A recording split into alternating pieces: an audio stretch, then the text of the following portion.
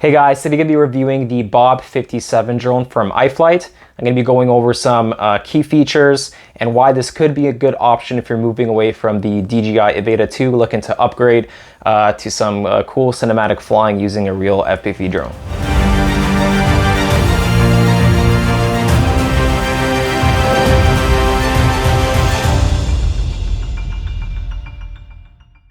So I just recently came back from my Portugal trip, and while I was over there, I was flying the DJI Avata 2.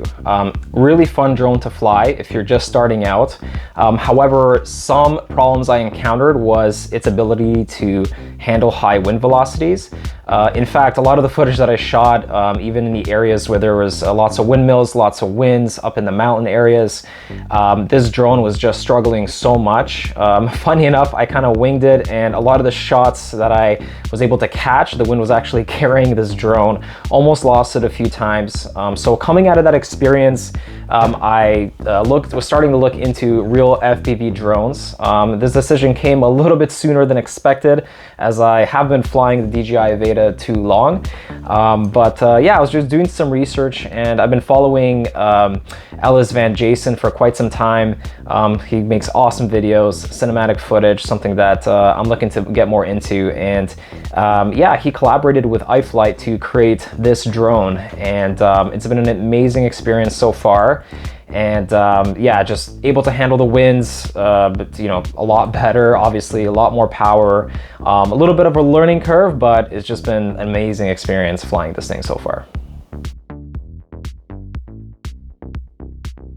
So diving into the specifications of this drone, this is a 6-inch drone. So it has the ability to maneuver like a 5-inch freestyle drone while still being able to handle larger batteries, larger payloads for longer distance flights. The H-frame also helps for the maneuverability and keeps the props out of view if you're running a GoPro on top of the drone. So I thought this was a really handy feature. If you're shooting lots of cinematic footage, obviously you don't want the props in view.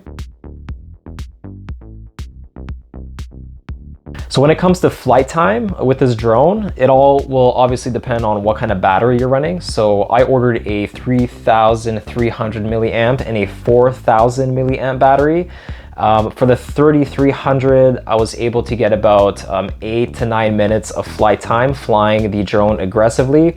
I took it out to the park, I was pushing up on the throttle, and I was just flying and maneuvering it a little bit more than what you would typically do flying cinematic. And for the 4,000 milliamp battery, I got about 10 to 12 minutes flying the drone that way. Obviously, if I wasn't flying the way I was flying, you could probably get an extra 3-4 minutes. I've heard people being able to get flight times up to 18 to 19 minutes on a 4,000 milliamp battery.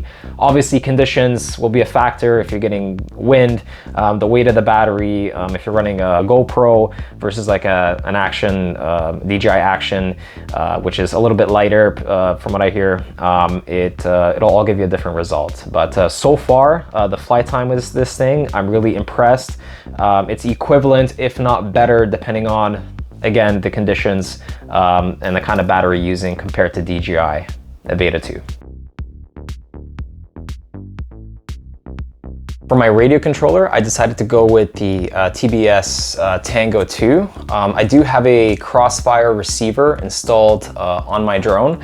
I know that a lot of people go with Express LRS, but I just found the user interface for Crossfire, just connecting everything, getting everything set up was a lot easier. I know that penetration, if you're going, you know, just slightly over peaks of mountains, and just range in general is really good from what I heard. So that's what I decided to do. Obviously, Crossfire is a little bit more expensive than ELRS, but I think it's really worth it if you're looking for easy connectivity and reliability in terms of range. So for my goggles, I am using the DJI Goggles 3. Paired with, of course, the DJI O3 Air unit on my BOB57. Now, this is separate from my receiver, which is the Crossfire. The reason I decided to go that route is in case I do lose signal with my DJI goggles, I'm able to punch out and regain signal back if I ever lose connection with my goggles. I know the Goggles 3, they've had issues in terms of connectivity just a few weeks ago, but since the recent update, this has been resolved and haven't had any issues.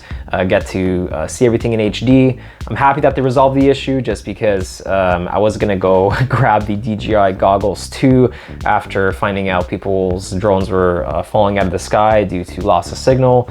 But yeah, I'm just grateful that that was able to be resolved and I can continue using the DJI Goggles 3 that came with my Avata 2.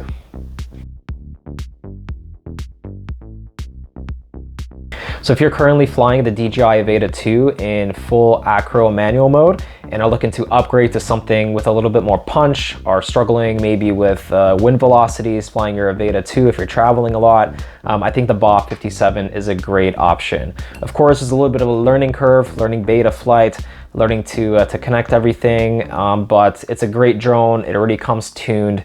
iFlight has been extremely helpful in that regard. Yeah, it's I think you'll be really happy with this drone if you're kind of looking for having like a freestyle / cinematic feel when flying. So yeah, definitely a great option to get started. Hey guys, thanks so much for watching the video. Hopefully this gave you a little bit of confidence in transitioning from something like the DJI Avata 2 to a real FPV drone like the BOB57. Again, I am new to FPV, so if you have any suggestions, recommendations, or want to share something with me that you think will help me in my journey, please leave those in the comments below. I will be posting a new video once a week, so be sure to hit that subscribe button. And if you have any content that you'd like me to publish, make sure to drop those in the comment section below as well. Thanks so much guys, and happy flying.